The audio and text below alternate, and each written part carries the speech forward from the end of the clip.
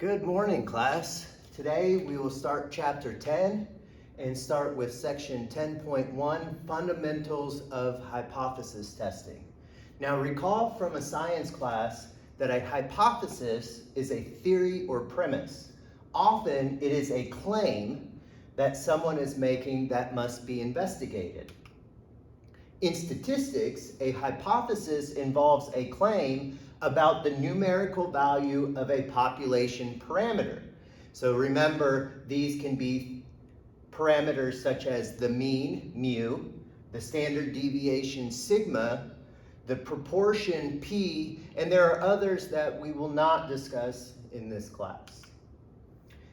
Let's look at an example here. Fuel economy rose to 19.6 miles per gallon by 1991, but has since slowed and now stands at 22 miles per gallon for all cars and light trucks on U.S. roads. Claims such as these appear in newspaper articles, research studies, all over. They decide whether new drugs are safe, whether new public safety campaigns are working, or whether one or another candidate is likely to win an election. Let's think about this question. How do we test these claims using statistical principles? Hypothesis testing is a statistical process for determining the likelihood that a given hypothesis is true. The steps are outlined as follows. So step 1, we're going to state the hypothesis to be tested. Step 2, we need to determine which distribution to use for the test. So remember that we know two in this class, the standard normal Z distribution and the student's T distribution. These are tables A, B, and C. Step 3, we want to gather data and calculate necessary values. Now, for our purposes, all data will appear in the given problem. And finally, step 4, we want to draw a conclusion and interpret our result. We will now examine each step closely, and all problems from chapters 10 and 11 will follow this process. Step 1, state the hypothesis to be tested. We need to clearly state what we call the alternative hypothesis, or some books call this the research hypothesis, and we will denote this by the statement H sub A.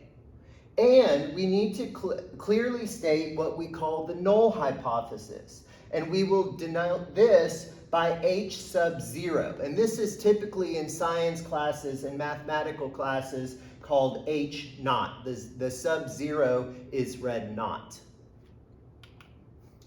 So the alternative hypothesis is a mathematical statement that describes a population parameter. And it is the hypothesis that the researcher is aiming to gather evidence to support. Note that this statement will always use one of the following symbols. So we will use the greater than, less than, or not equal mathematical symbol.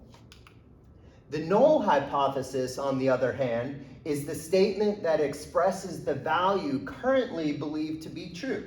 This statement will always be a statement of equality. So that is, we will always use the symbol equals to. Now, just a fine print here. Some books use the complement, so they won't use equals. They'll use greater than or equal, less than or equal, or the equality. But our book restricts this to just the equality case. So let's look at some examples. So example number 1, we want to determine the null and alternative hypotheses for the following scenarios. So at Northwest Mississippi Community College, syllabi for online classes state that students should expect to spend 10 hours per week completing coursework for each 3-credit hour class. The director of e-learning for the community college is concerned that students are being required to spend more than 10 hours per week doing work for each 3-credit hour class. Now, we ask ourselves to solve this problem, what does the director want to gather evidence for? Their concern is that the students are being required to spend more than 10 hours per week on coursework. So we may write this as follows. So our alternative hypothesis, remember we denote this by H sub A for alternative, is going to state mu is greater than 10. Now, a question here, why do we use mu and not a different parameter? If we go back to the problem, notice that we're talking about the hours that students should expect to spend. Remember, the expected value is our mean, right? We saw this in our probability sections in this course. So expect, we think of the average, which is our mean. So we want to research whether the mean is greater than 10 hours. Now, since the statement for the null hypothesis is always equality, this makes it very simple. We just replace the symbol with the equality symbol. So mu equals 10 is our H naught, our null hypothesis. Remember, for our null, we use H sub 0, and we read this H naught. Let's look at another example. After learning that Peter Collat of Switzerland could hold his breath for 19 minutes and 21 seconds underwater, a group of students decided to conduct their science fair project around the amount of time an average adult can hold their breath. Part of the group found research to suggest that adults can hold their breath for 30.0 seconds when submerged in lukewarm water. The other half of the group found evidence to suggest that the mean time is different if the water temperature is colder. The group would like to test this claim about adults holding their breath in cold water. So again, we begin by determining what the group hopes to gather evidence to support. So this group is investigating whether the mean or average amount of time that an adult can hold their breath underwater when the temperature is cold is different from the reported mean time of 30.0 seconds, right? So we may write this as follows. So our alternative hypothesis, this is what we want to research, our HA, is that our mean is different from. So it could be bigger or it could be smaller, so we represent that by not equals 30.0 seconds. And again, for the null hypothesis, we always use the symbol of equality, so we get mu equals 30. So we always just replace this symbol here with equality. Our final example, a leading news authority claims that the governor's job approval rating has dropped over the past 3 months. Previous polls put the governor's approval rating at 56%. The governor's chief of staff is concerned about this news report since it is election year and they want to run a test on the claim. Okay, so the news authority's claim refers to a population proportion in this case. So not a mean, right? We're talking about a proportion, a percentage, which we write symbolically, remember, as P. P denotes our parameter for proportion. The claim being tested is that the governor's rating has dropped since a previous poll estimated to be 56%. So we may write this as follows.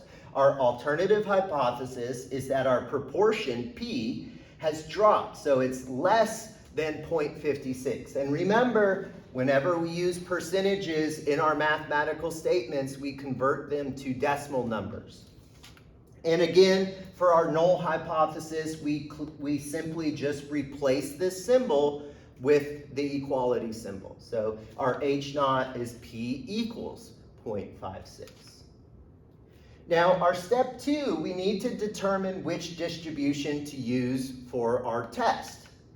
The evidence in a hypothesis test is provided by the data in the form of what we call a test statistic. And all of these test statistics can be found on your exam 5 formula sheet. This is the value in a probability distribution used to make a decision about the null hypothesis. So what we see is that if we are testing our mean, mu, we have two options, just as we saw in chapter 8 for our confidence intervals. If sigma is known, we're going to use our standard normal distribution or our z distribution, and we get the following formula for our test statistic. If sigma is unknown, however, we'll use our student's t distribution, and so our test statistic will slightly change. And then if we test our population proportion, we're again going to use our standard normal distribution, our z distribution. And all of these test statistics formulas are found on our exam 5 formula sheet.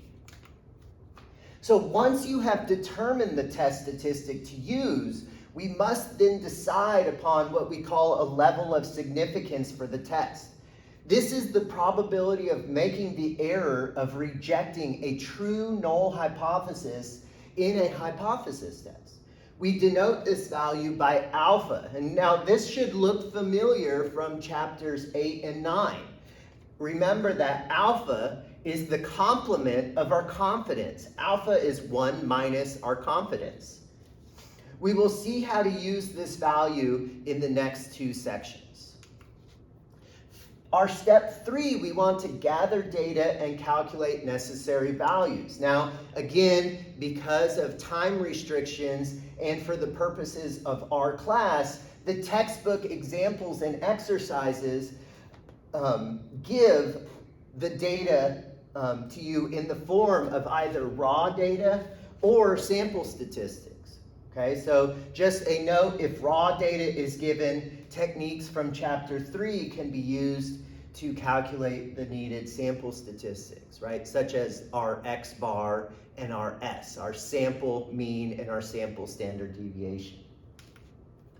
Finally, step 4, we want to draw a conclusion and interpret our result.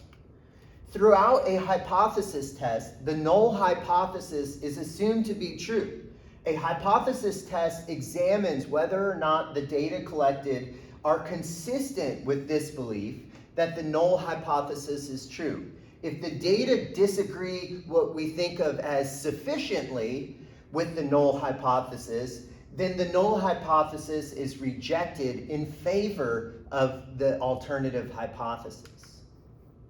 The conclusion can take one of two forms. So either we reject the null hypothesis or we fail to reject the null hypothesis. Now note that a hypothesis test never proves that either hypothesis is true. It can only say that either the evidence is strong enough to contradict the null hypothesis in favor of the alternative hypothesis, or it is not strong enough to contradict the null hypothesis. Okay, so let's look at another example, interpreting the conclusion to a hypothesis test. So the campaign manager for a gubernatorial candidate believes that her candidate connects with a younger audience and will draw a larger voter turnout for the 18 to 24-year-old demographic. Historically, only 25% of eligible voters between 18 and 24 years old vote in the election. A hypothesis test with a 5% level of significance is performed on the manager's claim. The result is to reject the null hypothesis. Does this conclusion support the manager's claim? Now, we start by writing our alternative and null hypotheses, right? This is how we're always going to start a hypothesis test. So note that our alternative hypothesis is that our proportion, in this case we're talking about percentages, our proportion is greater than 0.25. And our null hypothesis is that our proportion equals 0.25. Since the null hypothesis was rejected, the evidence supports the alternative hypothesis. So therefore, the campaign manager can be confident with a 5% level of significance, and we'll talk a little bit more about this in the next two sections, okay?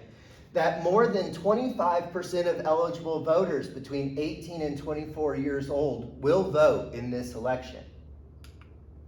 Let's look at another example. Based on historical data, the Board of Education for one large school district believes that the percentage of high school sophomores considering dropping out of school is 10%. A high school counselor in the district claims that the percentage is too high. A hypothesis test with alpha equals 0.02, this is our level of significance, is performed on the counselor's claim. The result is to fail to reject the null hypothesis. Do the findings support the counselor's claim? Once again, we must write down the null and alternative hypotheses to evaluate the conclusion, right? So in this case, our alternative hypothesis is that our proportion is too high.